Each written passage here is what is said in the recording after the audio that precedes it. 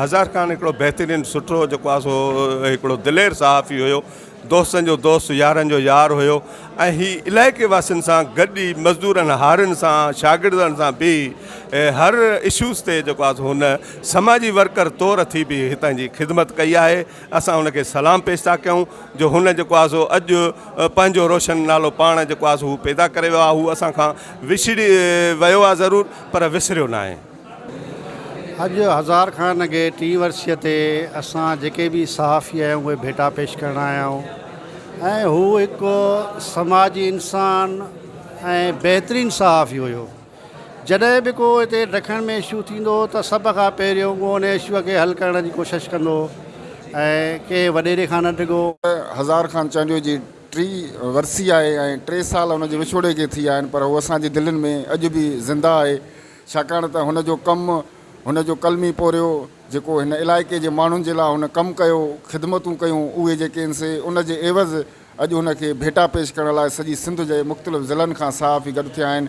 तमामु घणो बरजुस्तो ऐं सुलझणो ऐं माठीणी तबियत जो रखंदड़ हज़ार चांडियो असांखां 3 साल थी विया विछोड़ो हुनजो थियो आहे, पर हू अॼु असांजे दिलि में यादि आहे, पर हमेशह यादि रहंदो ऐं अॼु असीं सभु दोस्त हुनखे भेटा ॾियण लाइ पेश थिया आहियूं। ऐं तमामु प्यारो माण्हू, हिकिड़ो बहितरीनु अदीब त हुयो ई हुयो, हिकिड़ो जाखोड़ी सहाफ़ी बि हुयो ऐं मां सम्झां थो हुन सहाफ़त जे हवाले सां ऐं सिंधी अदब जे हवाले सां हुन जेका बि महिनत कई आहे अॼु उनजो रिज़ल्ट साम्हूं आहे त हुन माण्हूअ केतिरी महिनत कई आहे त अॼोके हिन प्रोग्राम में समूरा सहाफ़ी दोस्त ऐं अदीब मौजूदु आहिनि। पर इहो सच आहे त मीर हज़ार ख़ान अहिड़ो बहितरीनु माण्हू हुयो, अहिड़ो प्यारो दोस्त हुयो, अहिड़ो प्यारो पिरी हुयो जो अॼु बि असां पंहिंजे रूह में हुनखे महसूसु कयूं था। हू न रुगो सहाफ़ी हो, हू समाजी वर्कर बि हो, हक़ीक़त में हू मज़लूम जो तर्जुमान हो। जेके माण्हू अवाम लाइ जींदा आहिनि उहे तारीख़ में हमेशह ज़िंदा रहंदा आहिनि। असीं सम्झूं था उत्तर सिंध में ही बेज़ाहिर त ॾखण जो सहाफ़ी हो, पर हुन मज़लूमनि जे लाइ जेको आवाज़ु उथारियो। ॾखण खां ख़बर आहे नाज़रीन, हिते मां सां शेयर कंदासीं इल्ताफ़ धारेजो जी रिपोर्ट मुताबिक़ प्रेस क्लब ॾखण जे बानी सिंधी ॿोलीअ जे ख़ूबसूरत शाइर बाशऊर लेखक सीनियर सहाफ़ी हज़ार ख़ान चांडियो जी 3 वर्सी सिंधी अदबी संगत शाख ॾखण ऐं प्रेस क्लब ॾखण तरफ़ां गवर्नमेंट हायर सेकेंडरी स्कूल ॾखण में मल्हाई वई।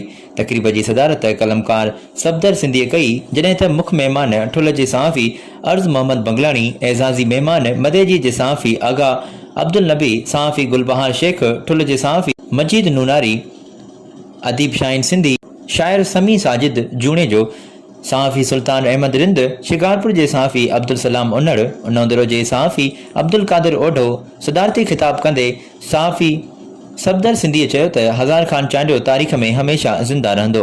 हू हिकु बेबाक ऐं बहादुर सहाफ़ी सां गॾोगॾु बाशऊर लेखक हो। समाजी सुधारक मरण खां पोइ बि ज़िंदा रहनि था। सीनियर सहाफ़ी जे वर्सी जे मौक़े ते मुनक़िद कयल तक़रीब खे सहाफ़िन, अदीबनि, शाइरनि ऐं मुख़्तलिफ़ मकतब फ़िक्र सां लॻापियल माण्हुनि लफ़्ज़नि ऐं शाइरीअ ज़रिए ज़बरदस्त भेटा पेश कई। रिपोर्ट शेयर करियो आहे ॾखण खां इल्ताफ़ धारेजो।